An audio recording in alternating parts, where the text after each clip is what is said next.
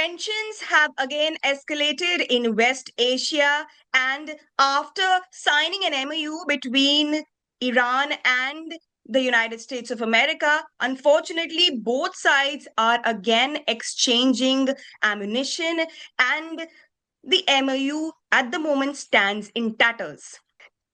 How it is impacting India is a multifaceted issue that we are discussing at the moment here at India Abroad. Why? Because port called the Chabahar port, which has been the major topic of discussion across Asia Pacific and South Asia at the moment, and also the global level. While initially the government had been saying that the Chabahar port had not been impacted so much, now the Iranian media has confirmed that it has been affected at least thrice, and US has carried out an attack on the Chabahar port, destroying its maritime tower completely, with the Defense Secretary of the US administration, Pete Hegseth, himself sharing an image of an completely destroyed maritime tower of the port. And to discuss this issue, I have with me someone who has seen the port grow and also has the experience of having operated it for the very first time when it started functioning. I have with me Sohail Kazni Saab, who also had the privilege of being chosen as the first operator. So, welcome to India Abroad, and thank you for sparing your time for the discussion on this very pertinent topic. First of all, I would like to ask you, this was first conceived when Atalji was the prime minister, if I'm not wrong, and the then Iranian president was here in India on a visit when both nations had finalized the discussions. From then, the port, the idea grew, and it took several years for the port to grow. So tell us about, briefly about the journey of the port itself, and what is its significance for India especially. See, the first idea was conceived of Chabahar being a second replica of Dubai, was conceived by late Shri Gopinath ji Hinduja, and he was the one who signed an MOU on the Republic Day in the year 2000 for developing this port as a private port, and he had interest to invest in this. And it was his idea that Chabahar could be very strategic to India because of its vicinity to various CIS countries. So that's how the idea started. But then, like in Ramayana, it takes 14 years to, things to finish in exile. In 2014, I was also the one who conducted the dry run study on the International North-South Transport Corridor. And in 2014, when I conducted this dry run, I realized that the original INSTC route, which was drawn from Mumbai to Bandar Abbas and from Bandar Abbas to Bandar Anzali in the Caspian Sea and then going up to Astrakhan and Moscow, this is not sufficient because there's a route to the west, because there are to the west of the Caspian Sea as well as to the east of the Caspian Sea. And there are advantages on the road and rail. That is the time we divided the INSTC into three parts. And we said that let's not just depend on the Bandar Abbas, let's also look at Chabahar. And that time, the Indian ambassador, Mr. D.P. Srivastava, personally traveled with us on the route from Chabahar to in Chabrun on the border of Iran to Turkmenistan. And we realized that this also is a very strategic route that should not miss an opportunity. And that's the time I mentioned that in the dry run study report, which is still live on the Ministry of Commerce website, that two ports, Chabahar and Sarkhan, are very strategic to this corridor. Post my report in 2014, there was a conference in 2015, and post that conference, international conference, Gadkari ji signed up the Chabahar agreement in May 2015. That's where Chabahar port came to life. But when we say Chabahar, there are two parts of Chabahar.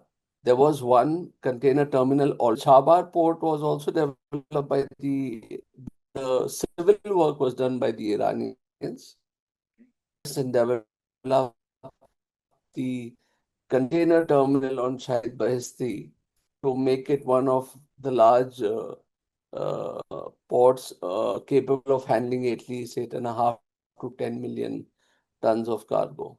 So that was the vision with which Indian government agreed to invest around $82 million on the port in terms of equipment, expertise, planning, developing sheds, and putting vehicles and opening up the logistics to Central Asia. So it was more strategic for Afghanistan and Central Asia uh, than to do with Iran. But Iran being the main hub and the point of entry, that's where we have a strategic agreement between India, Iran, and Russia on the INSTC corridor. So that's how the story started. Right. Since So, 2015 to 2018, there were various tenders. Yes. And a lot of companies like DP World, Adani, SR Ports were all approached, but none of them agreed to operate the terminal due to the sanctions. And that's where the idea came up that why not have a joint venture between a Indian and Iranian entity and okay, have the bid done in Iran instead of India, so that okay. it would be more comfortably and easily done. That's where we participated uh, and we won the tender. If I may ask you, at the moment, has the goal of the of India to meet the $82 million trade ceiling that you had mentioned, has it been achieved by any chance, or because of sanctions, it has has it really damaged the potential of the port that it has?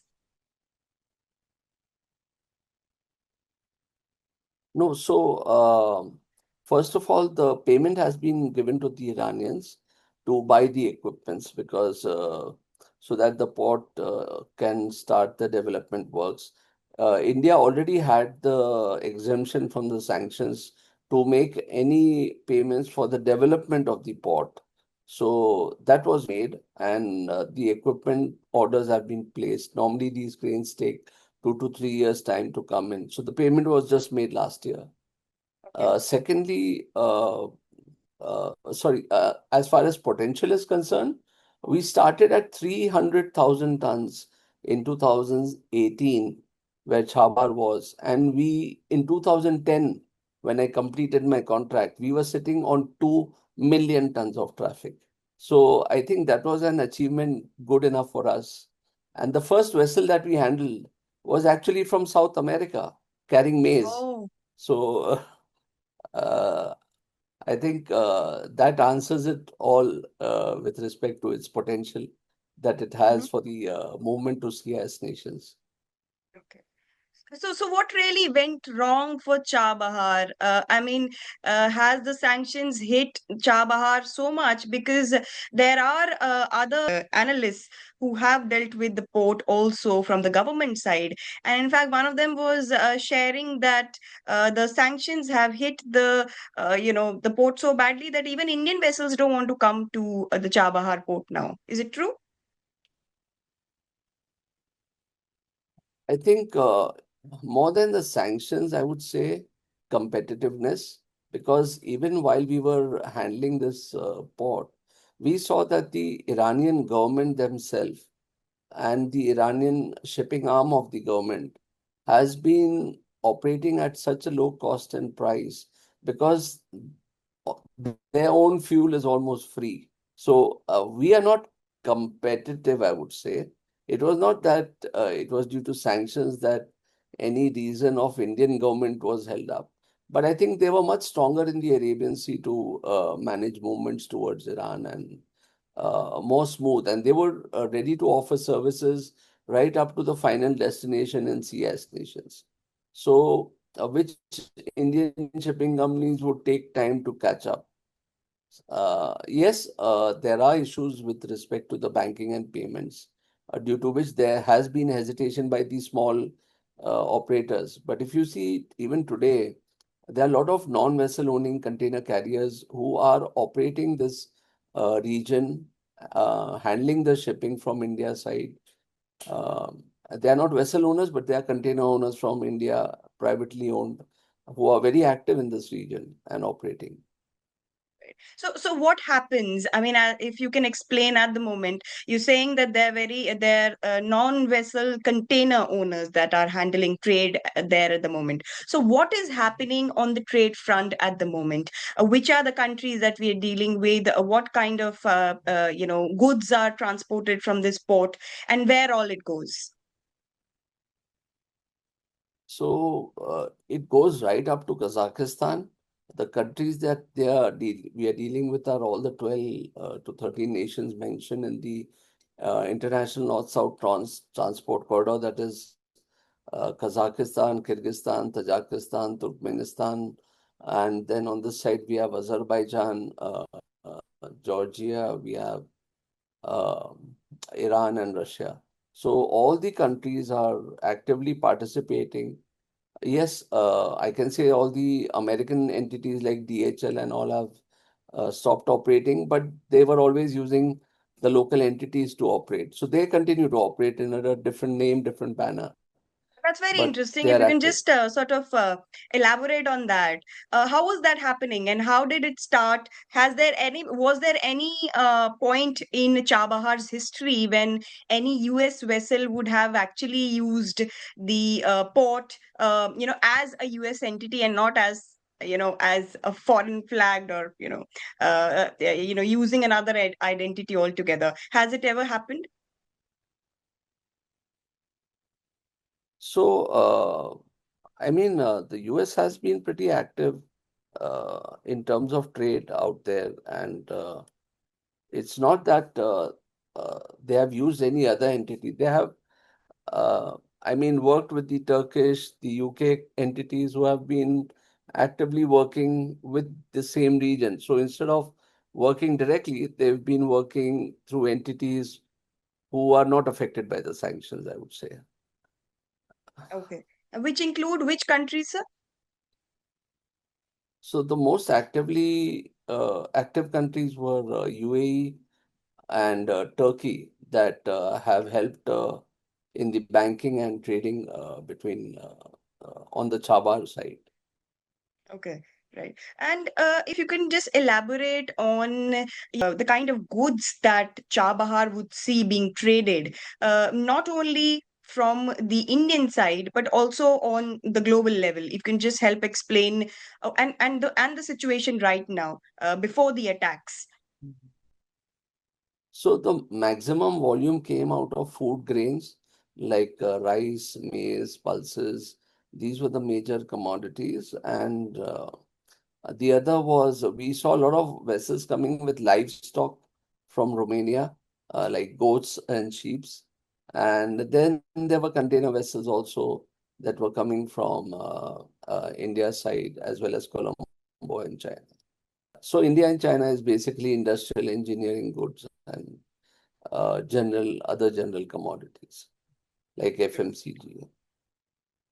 So right before, just before the attacks have sort of destroyed the maritime tower, what was the situation of trade at the Chabahar port, and what was the volume that was being exchanged, traded at the port? So at Shahid Bahishti, nothing has been affected, as the Indian side correctly says and mentions.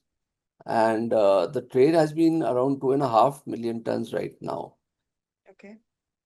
Yeah, There good. is a Yeah, there is a lot of contradiction between what the Indian side has been sort of claiming and what the Afghan traders have been telling me. So, in fact, the traders based out of Afghanistan have expressed a lot of worry that the Chabahar, in fact, they say that trade, that while it may be possible that infrastructure is partly harmed, and the Shahid Behesti terminal itself has not been harmed as the Indian side is claiming, but they say that trade at the moment is definitely stopped because Afghan traders at least are not turning up at the port, and they're scared of the kind of situation, and they say that it has really impacted their trade, because for them they had only two routes. One is the air route, and unfortunately they have only two flights from Kabul to Delhi that they send every day, and the other was the Chabahar port that they would use. Now, if you can please highlight us why this contradiction has arisen in the first place. See, I'll tell you, before India even entered Chabahar, the Afghan traders were actively using the Kalantri terminal, and services and shipping lines were active on the Kalantri terminal. So, Okay. and they continue to do that even after the Indian side took over the Shahid Basti. There were hardly few shipments I remember that came from the Afghan side on Shahid Basti, but they had some kind of an arrangement or comfort at the Kalantri.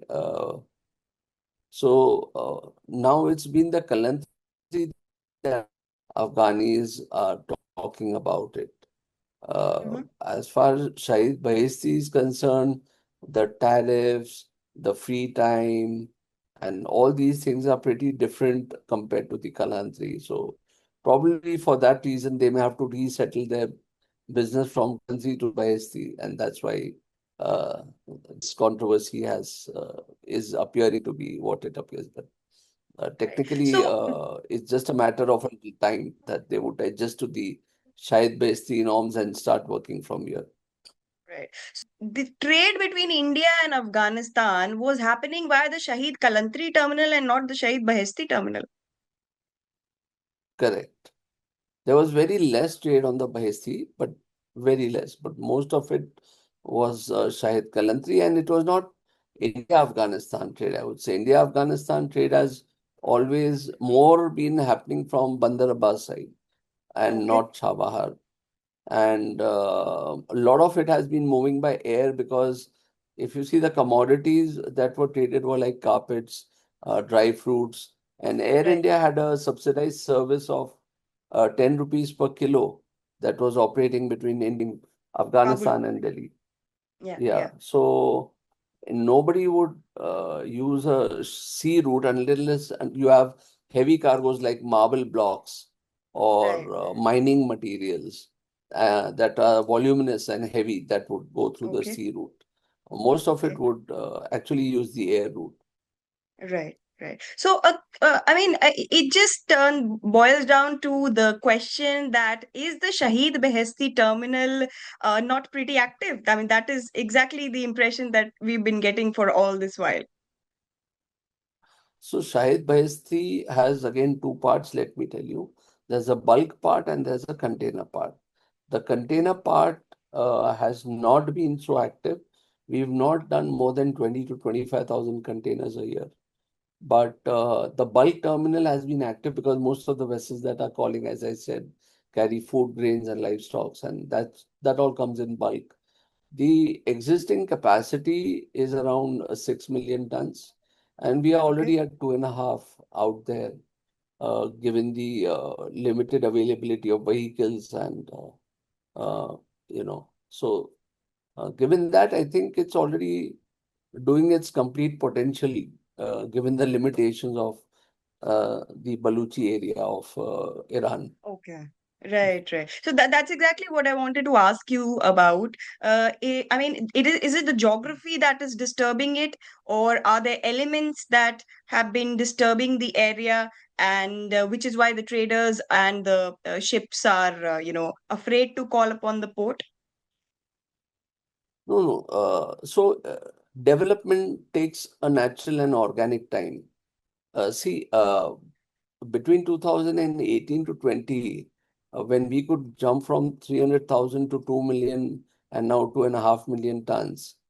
On the other side, you see that situations have not been improving in Iran economically, like the currency is being devalued, there has been a lot of disturbance locally, internally, and then finally now internationally. So there, the disturbance is what uh, is something that I would say not allowing the volume to develop. But on the other side, we have Russians backing up the development. They have invested in transport vehicles, transport companies. They have backed up financially in terms of imports for all the routings that are going into Central Asia and Russia. So, uh, yes, I think once economically things stabilize, there will be development because investors will only come in, development will only come in when there is some stability on the financial side. Right. But geographically speaking, I think there's a lot of boost from the local Baluchis who have supported a lot in improving operations, improving turnaround time. And yes, I mean, I think in the entire ecosystem, I would say that a port needs to grow. All that is there in place. It's just Okay. the insurance and finance that, the insurance and banking that has to stabilize with the currency. I So think that that's means all. that it is the sanctions that have hurt the Chabahar port the maximum. Yes, yes. In terms of, yes, I would say financially. Right. Yes. Right. So coming back Yeah. to what's happening right now, the Iranian state media has now confirmed that port has now been, targeted by airstrikes by the US thrice. And the defense secretary of the country, Pete Hegseth, himself has shared a picture of a completely destroyed maritime tower of the Chabahar port, which now confirms that there has been a serious attack on the port.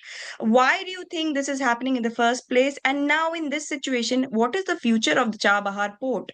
I mean, the sanctions had been hurting already. So, what happens now to the port? Uh, I think, if you ask me 3 to 4 months back, India had decided to wind up operations at Chabahar. But given the current situation and the tensions, I think India is getting back seriously into the game and looking at it more strategically than ever before. And probably I'm expecting some decisions where India will look now forward towards developing the Chabar more aggressively. It's not that it's nothing related to the geopolitical relations, I would say, with the US and Iran, but strategically, if the Strait of Hormuz is going to remain disturbed this way, then Right. Chabar is the only way for the people or the citizens who are nowhere connected to the war need survival. And Chabar is very strategic and one of the key alternatives to the current Strait of Hormuz. So Mhm. that needs to be looked at it from the humanitarian side. And that's why India, Iran, Russia are now mulling fresh terms and fresh plans over Chabar now. Oh, that's very interesting because we've spoken to the MEA spokesperson also in this regard, and finally he had mentioned on Friday that India has taken note of the reports and has also said that India has been discussing with the United States of America about getting a sanction waiver also. But irrespective of whether we get a waiver or not, because that's very unlikely at the moment, what do you see as the future of the fort vis-a-vis the Iranian, Russian, and the Indian effort? Do you think that the three countries together can sort of undo the damage of the sanctions, or is it not possible? So there are another set of fresh developments. India, Iran Rial and Rupee Rial and Rupee Ruble trade has grown, if you see, last few years. And now it's only India that is still looking at working on the crypto policy, but the Iran and Russian sides have progressed a lot, and there's a lot of crypto trade going on to support the currency debacle. So they have made alternatives. They have started doing trade on other platforms to bypass the dollar. And I think once India opens up its policy on the cryptos trading, I think the trade is going to see a different world altogether.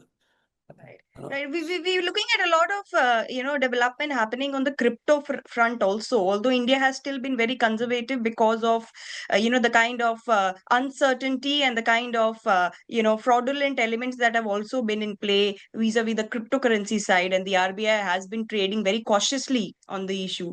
And crypto itself has a very, its reputation has not been of a very stable currency vis-a-vis, the traders and the business community itself.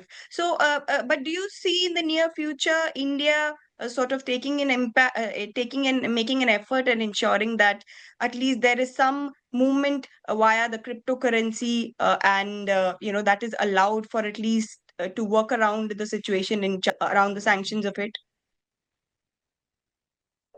See, India's decision on crypto will be a global decision, not specific to Chabahar. But the way the crypto economy has grown, it is almost now parallel to the other currency volumes. It's more than a $5 trillion economy today than compared to the other uh, actual currency. So we cannot be ignorant of this, and India today or tomorrow will have to step into it. So Right. uh, blockchain and crypto, as far as the other currencies are concerned, but as far as USDT and certain currencies, they have more or less stabilized and they're as equal to the dollar today. I mean, today the USDT price is equal to the USD price. So that's more or less stabilized over the last 1 year, I see. Yeah. Is there anything happening on the, on the crypto front, at the back? I mean, at the back end. I mean, something that people are not aware of, or is it already, we're still about to catch up there? See, as far as UAE is concerned, the trade is very open. India always has been actively working through UAE, and UAE has now openly worked on allowed USDT currencies to trade against the dirham and dollar in their country. So I won't say this is informal. This is very open and formal. This is nothing at the back. It's very much on the front of all of us. So, Okay. and it's not a hawala trade or informal trade. It's a pure formal trade happening through banking channels. Right. So, your final thoughts on the future of Chabahar. How do you see this conflict shaping up the future of the port? So, I think the conflict has again pushed India to gain interest back into the port. So somewhere it has been a blessing in disguise. Okay. On the other hand, I think with relation to national security, as we are looking at BIMSTEC in the Bay of Bengal, I think Chabahar is very strategic to our security Mm-hmm. on the Arabian Sea side, and we are not going to leave that so easily. So I think it's With this, very we're also necessary for heading India to. to continue that. Thank you so much, Kazni Saab, for this enlightening talk, giving an overview of the history and the potential of the port. And it is great to hear from you that India would not really leave a hard-earned stake in that port at the moment. So thank you so much for speaking to us. Keep watching India Abroad for more such analysis and in-depth interviews.